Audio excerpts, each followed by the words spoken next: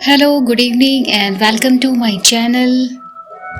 तो आज हम बात करने वाले हैं 2018 को हुए एक ही परिवार के 11 सदस्यों की सामूहिक मौत के बारे में। दिल्ली का एक चर्चित केस है। एक ऐसा केस है जो दिल्ली के बुराड़ी के संत नगर में 1 जुलाई 2018 को हुए भाटिया चुड़ावत परिवार के 11 सदस्यों की सामूहिक मौत के नाम से जाना जाता है। इस केस ने हम सभी को एक ही सवाल पूछने पर मजबूर कर दिया था। वो सवाल था, क्या यह सामूहिक हत्या थी या कुछ और? आप कल्पना कीजिए, 1 जुलाई की सुबह दिल्ली पुलिस को एक घर से 11 लोगों के लटके होने की सूचना मिलती है और जब पुलिस टीम मौके पर पहुंचती है तो सामने का दृश्य दिल दहला देने वाला होता है।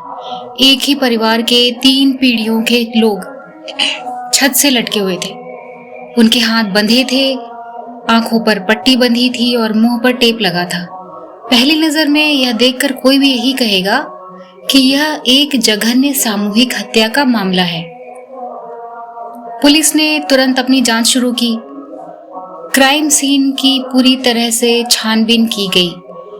कोई जबरन एंट्री नहीं हुई थी, कोई लूटपाट का सबूत नहीं था और कोई भी बाहरी व्यक्ति संदिग्ध नहीं लग रहा था।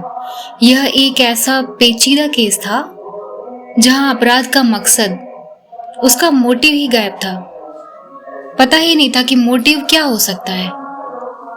लेकिन कानून सिर्फ आंखों देखी पर नहीं चलता, यह सबूतों पर आधारित होता है। और इस केस में सबसे निर्णायक और सबसे बड़ा सबूत था 11 डायरियां।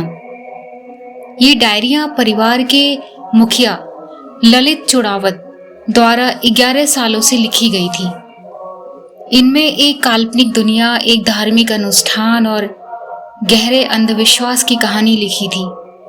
ललित ने दावा किया था कि वह अपने मृत पिता की आत्मा से बात करता है और इन डायरियों में मोक्ष पाने का तरीका लिखा हुआ था, जैसे कुछ रिचुअल जिसमें परिवार को एक बरगद के पेड़ की तरह लटकना था।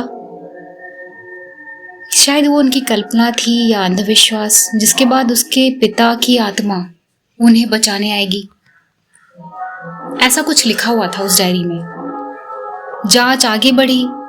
फॉरेंसिक रिपोर्ट और पोस्टमार्टम रिपोर्ट ने इसे और पुख्ता कर दिया। पोस्टमार्टम रिपोर्ट में साफ हुआ कि सभी की मौत सांस रुकने की वजह से हुई थी और सबसे महत्वपूर्ण बात कि किसी भी शरीर पर विरोध या संघर्ष के निशान नहीं थे। इसका मतलब है कि इस अनुष्ठान में उनकी सहमति थी। अब यहां पर कानून दो राहें पर खड़ा था। हत्या, भारतीय दंड संहिता की धारा 302 के तहत हत्या साबित करने के लिए यह जरूरी है कि किसी ने जानबूझकर किसी और की जान ली हो, लेकिन यहां तो कोई बाहरी व्यक्ति मौजूद ही नहीं था। दूसरी बात, आत्महत्या के लिए उकसाना, अबेटमेंट टू सुसाइड सेक्शन 306 के तहत जो व्यक्ति आत्महत्या के लिए उकसाता है उसे दोषी माना जाता है। लेकिन इस केस में जो व्यक्ति कथित तौर पर उकसाने वाला था, ललित चुड़ावत, वो खुद मरा हुआ था। हमारी कानूनी प्रक्रिया में किसी भी आपराधिक मुकदमे को चलाने के लिए एक जीवित व्यक्ति का, यानी कि जो एक्यूज्ड है, उसका जिंदा होना बहुत जरूरी है। तो हुआ क्या? इस केस में कोई ट्रायल नहीं चला और कोई जजमेंट भी नहीं आया। पुलिस ने अपनी इन्वेस्टिगेशन रिपोर्ट के आधार पर इस केस को बंद कर दिया, यानी कि क्लोजर रिपोर्ट बंद कर दिया। डायरी को, उनकी रिपोर्ट को बंद कर दिया गया और यह निष्कर्ष निकाला गया कि यह कोई हत्या नहीं थी, बल्कि एक सामूहिक आत्महत्या का मामला था, जिसमें परिवार के सदस्यों ने ललित के अंधविश्वास और मानसिक बीमारी के प्रभाव में आकर अपनी जान दी। यह केस हमें कई महत्वपूर्ण सबक सिखाता है। यह मानसिक स्वास्थ्य की गंभीरता को दर्शाता है।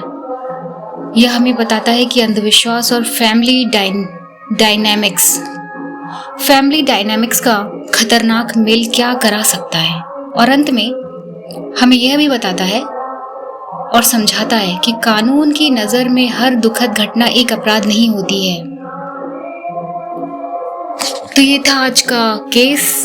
उम्मीद करती हूँ आपको पसंद आया होगा। So please do subscribe. जय हिंद।